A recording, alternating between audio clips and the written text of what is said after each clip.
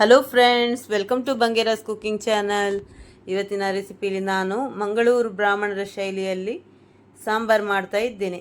ಕೊದ್ದೇಲ್ ಅಂತ ಹೇಳ್ತೇವೆ ನಾವು, ಈಚೆ ಮಂಗಳೂರು ಕಡೆ ಎಲ್ಲ ಕೊದ್ದೇಲ್ ಅಂತ ಹೇಳ್ತೇವೆ. ಮಂಗಳೂರುಗಳಲ್ಲಿ ಮಾಡುವಂಥ, ಮಂಗಳೂರು ದೇವಸ್ಥಾನಗಳಲ್ಲೆಲ್ಲ ಮಾಡ್ತಾರಲ್ಲ ಅದೇ ಟೇಸ್ಟಲ್ಲಿ ಮಾಡ್ತಾ ಇದ್ದೇನೆ. ಒಳ್ಳೆ ಫ್ಲೇವರ್ ಬರ್ತದೆ, ಇದು ಒಳ್ಳೆ ಪರಿಮಳ, ಇಡೀ ಮನೆಯೇ ಪರಿಮಳ ಬರ್ತದೆ. ಈ ಥರ ಸಾಂಬಾರು ನೀವು ಮಾಡಿದರೆ ತುಂಬ ಟೇಸ್ಟ್ ಫ್ರೆಂಡ್ಸ್. ಇದನ್ನು ಹೇಗೆ ಮಾಡೋದಂತ ತೋರಿಸ್ಕೊಡ್ತಾ ಇದ್ದೇನೆ. ಈಗ ನೋಡಿ, ಮೊದಲಿಗೆ ನಾನು ನೋಡಿ, ಇದು ಬದನೆಕಾಯಿ, ಮಂಗಳೂರು ಬದನೆಕಾಯಿ ಗುಳ್ಳ ಅಂತ ಹೇಳ್ತೇವೆ ನಾವು.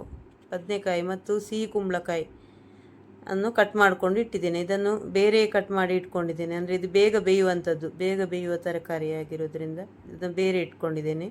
ಇದು ಸೌತೆ, ಮಂಗಳೂರು ಸೌತೆ, ಇದನ್ನು ಬೇರೆ ಕಟ್ ಮಾಡಿ ಇಟ್ಕೊಂಡಿದ್ದೇನೆ. ಇದು ಸ್ವಲ್ಪ ಬೇಯಲಿಕ್ಕೆ ಹೊತ್ತುಂಟು, ಅದಕ್ಕಾಗಿ ಇದನ್ನು ಬೇರೆ ಬೇಯಿಸ್ತೇನೆ ನಾನು.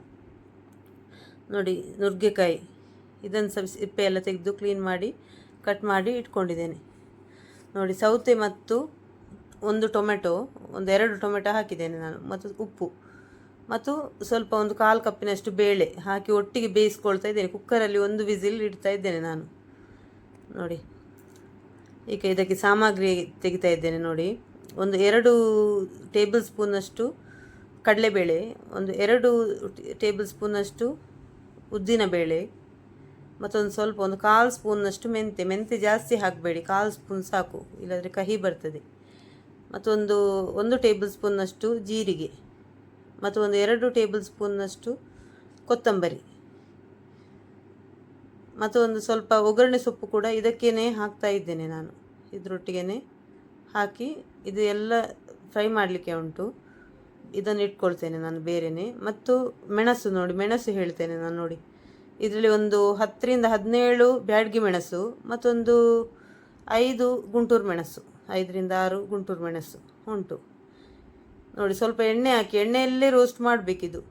ಇದು ಉಂಟಲ್ಲ, ಮೀಡಿಯಮ್ ಫ್ಲೇಮಲ್ಲಿ ನೀವು ಸ್ವಲ್ಪ ಎಣ್ಣೆ ಹಾಕಿ ಎಣ್ಣೆಯಲ್ಲೇ ಫ್ರೈ ಮಾಡಬೇಕು. ಆಗ ಎಣ್ಣೆಯಲ್ಲಿ ಫ್ರೈ ಮಾಡಿದ್ರೇ ಅದು ಫ್ಲೇವರ್ ಬರೋದು. ಚೆನ್ನಾಗಿ ಫ್ಲೇವರ್ ಬರಬೇಕಾದ್ರೆ ಈ ಥರ ಎಣ್ಣೆಯಲ್ಲೇ ರೋಸ್ಟ್ ಮಾಡಬೇಕು, ಮೀಡಿಯಮ್ ಫ್ಲೇಮಲ್ಲಿ. ಒಳ್ಳೆ ಇದು ಬರಬೇಕು ನಿಮಗೆ, ಅರೋಮಾ ಬರುವ ತನಕ ಚೆನ್ನಾಗಿ ಫ್ರೈ ಮಾಡಬೇಕು. ನೋಡಿ, ಈ ಕಲರ್ ಬರಬೇಕು. ನೋಡಿ, ಫ್ರೈ ಮಾಡಿ ಇಟ್ಕೊಂಡಿದ್ದೇನೆ ನಾನು ಎಲ್ಲ ಇಂಗ್ರೀಡಿಯೆಂಟ್ಸನ್ನು. ಈಗ ಮೆಣಸನ್ನು ಬೇರೆ ಫ್ರೈ ಮಾಡ್ತಾಯಿದ್ದೀನಿ, ಇದು ಕೂಡ ಎಣ್ಣೆಯಲ್ಲೇ ಫ್ರೈ ಮಾಡ್ತಾ ಇದ್ದೀನಿ. ನೋಡಿ, ಎಣ್ಣೆ ಸ್ವಲ್ಪ ಜಾಸ್ತಿಯಾಗಿ ಎಣ್ಣೆಯಲ್ಲಿ ಫ್ರೈ ಮಾಡಬೇಕು. ಇದು ಈ ಥರ ಫ್ರೈ ಮಾಡಿದ್ರೇ ನಿಮಗೆ ಅದು ಫ್ಲೇವರ್ ಘಮ ಬರೋದು ನಿಮಗೆ. ಸ್ವಲ್ಪ ಎಣ್ಣೆ ಇಟ್ಟು ಎಣ್ಣೆಯಲ್ಲೇ ನೋಡಿ ಈ ಥರ ಉಬ್ಬಿ ಬರಬೇಕು. ನೋಡಿ, ಒಂಥರ ಡಾರ್ಕ್ ಕಲರ್ ಬರ್ತದೆ ಮೆಣಸು, ಅಲ್ಲಿ ತನಕ ಫ್ರೈ ಮಾಡಬೇಕು ಮೆಣಸನ್ನು. ನೋಡಿ, ಮೆಣಸೆಲ್ಲ ನೋಡಿ ಯಾವ ಥರ ಉಬ್ಬಿ ಬಂದಿದೆ ಅಂಥೇಳಿ. ನೋಡಿ, ಈಗ ತೆಂಗಿನಕಾಯಿ ನೋಡಿ, ಒಂದು ಸಣ್ಣ ತೆಂಗಿನಕಾಯಿ, ಒಂದು ಅರ್ಧ ಗೆರಡೆ ತೆಂಗಿನಕಾಯಿ ತಗೊಂಡಿದ್ದೇನೆ. ಈ ತೆಂಗಿನಕಾಯಿ ತುರಿಯನ್ನು ನಾನು ಸ್ವಲ್ಪ ಅರಶಿನ ಹುಡಿ ಹಾಕಿ ಹುರ್ಕೊಳ್ತಾ ಇದ್ದೇನೆ. ಇದು ಚೆನ್ನಾಗಿ ಹುರ್ಕೊಳ್ಬೇಕು, ಇದು ತುಂಬ ಕಪ್ಪು ಮಾಡಬೇಡಿ, ಸ್ವಲ್ಪ ಹುರ್ಕೊಂಡ್ರೆ ಸಾಕು. ಸ್ವಲ್ಪ ಫ್ಲೇವರ್ ಬಿಡುವ ತನಕ ಸ್ವಲ್ಪ ಹುರ್ಕೊಂಡ್ರೆ ಸಾಕು, ತುಂಬ ಏನು ಇದು ಮಾಡಬೇಕಂತ ಇಲ್ಲ, ರೋಸ್ಟ್ ಮಾಡಬೇಕಂತ ಏನಿಲ್ಲ. ಇದಕ್ಕೆ ನೀರುಳ್ಳಿ ಬೆಳ್ಳುಳ್ಳಿ ಏನು ಹಾಕಲಿಕ್ಕೆ ಇಲ್ಲ ಫ್ರೆಂಡ್ಸ್.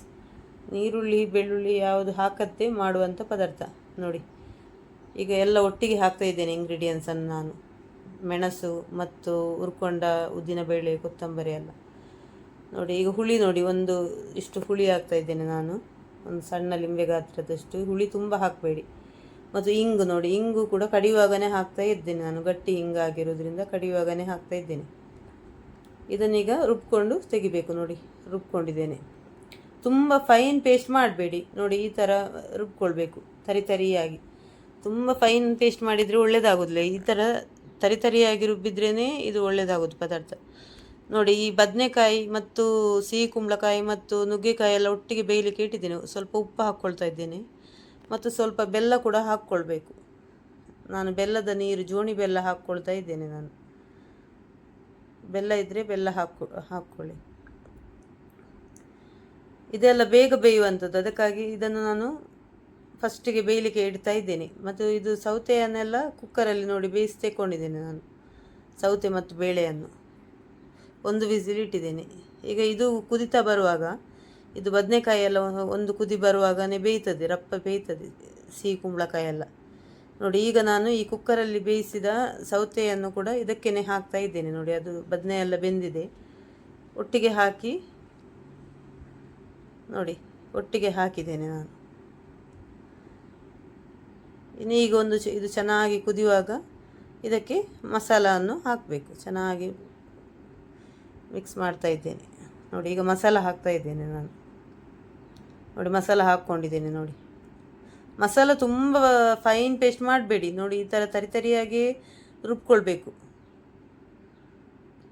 ತುಂಬ ಟೇಸ್ಟ್ ಆಗ್ತದೆ ಫ್ರೆಂಡ್ಸ್. ಇದು ನೀವು ದೇವಸ್ಥಾನಗಳಲ್ಲೆಲ್ಲ ತಿಂತೀರಲ್ಲ, ಅದೇ ಟೇಸ್ಟ್ ಬರ್ತದೆ, ಅದೇ ಪರಿಮಳ. ರುಚಿಗೆ ಉಪ್ಪೆಲ್ಲ ನೋಡ್ಕೊಂಡು ಹಾಕಿ. ನಾನು ತರಕಾರಿ ಬೇಯುವಾಗೆಲ್ಲ ಉಪ್ಪು ಹಾಕಿದ್ದೇನೆ. ಈಗ ಮತ್ತೆ ಉಪ್ಪು ನೋಡಿ ಹಾಕ್ಕೊಂಡೆ ನಾನು ನೋಡಿ. ಇದನ್ನು ಚೆನ್ನಾಗಿ ಕುದಿಬೇಕು. ಒಳ್ಳೆ ಮನೆ ತುಂಬ ಘಮ ಘಮ ಅಂತ ಬರ್ತದೆ ಪರಿಮಳ. ಈ ಥರ ಸಾಂಬಾರು ಮಾಡಿದರೆ ನೀವು ನೋಡಿ. ಈಗ ನಿಮಗೆ ನೋಡುವಾಗ ಇದು ಸ್ವಲ್ಪ ಪದಾರ್ಥವನ್ನು ತೆಳ್ಳಗಾದ ಹಾಗೆ ಕಾಣ್ತದೆ, ಆದರೆ ಇದು ಕುದಿಯುವಾಗ ಉಂಟಲ್ಲ ದಪ್ಪ ಆಗ್ತದೆ. ಅಂದರೆ ಬೇಳೆ ಎಲ್ಲ ಹಾಕಿರೋದ್ರಿಂದ ಮತ್ತೆ ದಪ್ಪ ಆಗ್ತದೆ ನೋಡಿ. ಚೆನ್ನಾಗಿ ಕುದೀತಾ ಉಂಟು ನೋಡಿ. ಒಳ್ಳೆ ಫ್ಲೇವರ್ ಬರ್ತಾ ಉಂಟು. ಉದ್ದಿನಬೇಳೆ ಕಡಲೆಬೇಳೆ ಎಲ್ಲ ಹಾಕಿರೋದ್ರಿಂದ ಒಳ್ಳೆ ಫ್ಲೇವರ್ ಬರ್ತಾ ಉಂಟು. ಈಗ ಇದಕ್ಕೊಂದು ಒಗ್ಗರಣೆ ಹಾಕ್ತಾ ಇದ್ದೀನಿ. ಎಣ್ಣೆಗೆ ಸ್ವಲ್ಪ ಸಾಸಿವೆ ಮತ್ತು ಕರಿಬೇವಿನ ಸೊಪ್ಪು ಮತ್ತು ಒಂದು 2 ಮೆಣಸು ಹಾಕ್ಕೊಂಡಿದ್ದೀನಿ, ಗುಂಟೂರು ಮೆಣಸು ಹಾಕ್ಕೊಂಡಿದ್ದೀನಿ. ಹಾಕಿ ಒಗ್ಗರಣೆ ಮಾಡ್ಕೊಳ್ತಾ ಇದ್ದೇನೆ. ಒಮ್ಮೆ ಟ್ರೈ ಮಾಡಿ ನೋಡಿ ಫ್ರೆಂಡ್ಸ್. ಇದೇ ರೀತಿ ಪದಾರ್ಥ ತುಂಬ ಒಳ್ಳೆಯದಾಗ್ತದೆ. ಮಂಗಳೂರು ಟೆಂಪಲ್ಗಳಲ್ಲೆಲ್ಲ ಮಾಡ್ತಾರಲ್ಲ, ಅದೇ ಟೇಸ್ಟಲ್ಲಿ ಬ್ರಾಹ್ಮಿಣ್ಸ್ ಸ್ಟೈಲ್ ಸಾಂಬಾರು, ಕೊದ್ದೆಲ್ ಅಂತ ಹೇಳ್ತೇವೆ ನಾವು. Thank you friends.